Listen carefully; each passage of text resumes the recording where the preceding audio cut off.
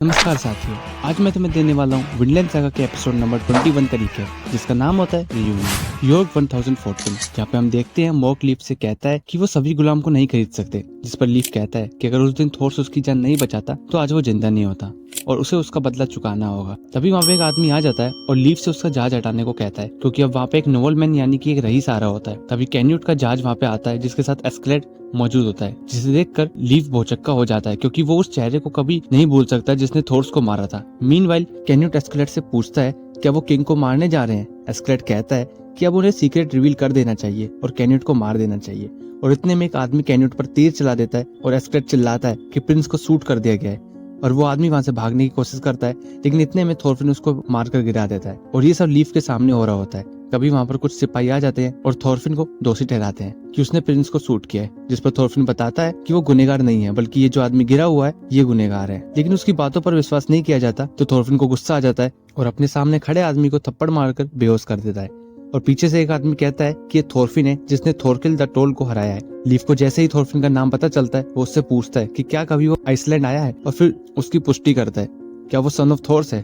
थोरफिन को भी अब पता चलता है कि ओल्ड मैन लीफ है और लीफ खुशी से रोते रोते थोरफिन को गले लगा लेता। अभी कहानी की इस तरफ सारे लोग कैन्यूट के कपड़े हटाकर उसका घाव देखते हैं और उन्हें पता चलता है कि कैन्यूट एक महिला है, और वो सब कहते हैं कि उन्हें पहले से ही लगता था कि कैन्यूट एक महिला है। तभी वहाँ पर असली कैन्यूट आ जाता है और एस्केलेड से पूछता है कि उसने महिला को क्यों उसकी जगह रखा। तो एस्केलेड बताता है कि उसे कोई भी पुरुष नहीं मिला, जिस पर कैन्यूट पूछता है क्या वो इसे नहीं बचा सकते, जिस पर एक आदमी कहता है कि घाव गहरा है और अगर तीर में जहर हुआ तब बचना मुश्किल है। कैन्यूट फिर उस महिला से माफी मांगता है और वो आदमियों को बोलता है कि वो हर कोशिश करे जिससे उसका दर्द कम हो सके। और एस्केलेड अनाउंस करता है ताकि फ्लोकी से सुन सके कि कैन्यूट की सावधानियों का फायदा हुआ है और यॉर्क में लोग हैं जो कैन्यूट को मारना चाहते हैं। अब इधर थोरफिन लीफ को बताता है कि वो एस्केलेड के साथ है ताकि वो अपना बदला ले सके, और वो आगे लीफ से विनलैंड के बारे में पूछता है। अब लीफ हैरान होता है कि वो विनलैंड के बारे में पूछ रहा है पर घर के बारे में कुछ नहीं पूछ रहा है। तो वो थोरफिन को कहता है कि उसे अब घर चलना चाहिए। हेल्गा भी बीमार रहती है, जिस पर थोरफिन नाराज हो जाता है और कहता है कि लीव उसे वो ना बताए जो उससे पूछा ना गया हो, और वो नहीं जानता कि वो किस दौर से गुजरा है, और वहां से चलने लगता है। इस पर लीफ थोरफिन को देखता है कि वो पहले से काफी बदल गया है और जोर से बोलता है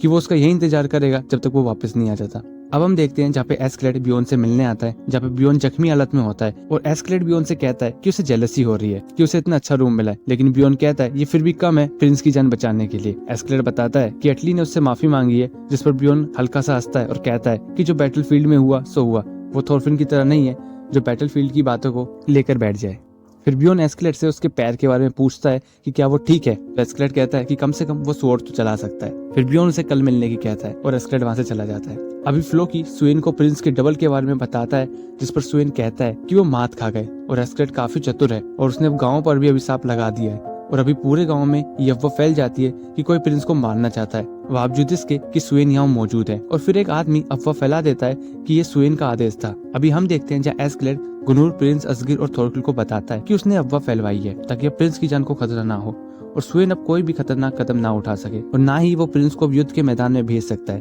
और ना ही थोरकिल को प्रिंस से अलग कर सकता है, क्योंकि अगर वो ऐसा करता है इससे सिर्फ अफवाहों को बढ़ावा मिलेगा। तभी गुनर बीच में बोलता है और कहता है कि उसे कुछ जरूरी काम है और उसे यहाँ से जाना होगा। अब गुनर के जाने के बाद एस्केलेड प्रिंस को बताता है कि गुनर भरोसे लायक नहीं है और शायद गुनर किंग से मिला हुआ है, और वो थोरफिन को इसकी पुष्टि करने के लिए गुनर के पीछे लगा देता है। और थोरफिन देखता है कि गुनर वाकई में स्वेन से मिला हुआ है, और थोरकिल एस्केलेड से पूछता है कि उसने गुनर को अपनी योजना बता दी है, जिस पर एस्केलेड कहता है कि उसने सिर्फ उसे उतना ही बताया है जितना वो बताना चाहता था, और गुनर की हेल्प से वो किंग तक वो पहुंचवा सकते हैं जो वो पहुंचवाना चाहते हैं। अभी नेक्स्ट डे जब थोरफिन एस्केलेड को एक ड्यूएल के लिए चैलेंज करता है, जैसा कि एस्केलेड ने उससे वादा किया था, लेकिन एस्केलेड थोरफिन को सुझाव देता है कि पहले वो अपना हाथ ठीक कर ले, लेकिन थोरफिन अपनी बात पर जोर देता है और कहता है कि उसे अभी एक ड्यूएल करना है। और कैन्यूट फिर कहता है कि वो इस लड़ाई का ऑब्जर्वर रहेगा और किसी को एक दूसरे को मारने नहीं देगा, लेकिन एस्केलेड थोरफिन को कहता है कि इससे पहले उसे एक काम है। और इतने में हम बियोन को देखते हैं जो कि जख्मी हालत में वहां आ जाता है और थोरफिन से माफी मांगता है और कहता है कि उसे ज्यादा टाइम नहीं लगेगा। अब बियोन और एस्केलेड 1-on-1 आमने सामने हो जाते हैं और बियोन एस्केलेड को कहता है कि वाकई में वो काफी स्ट्रॉन्ग है और चालाक है।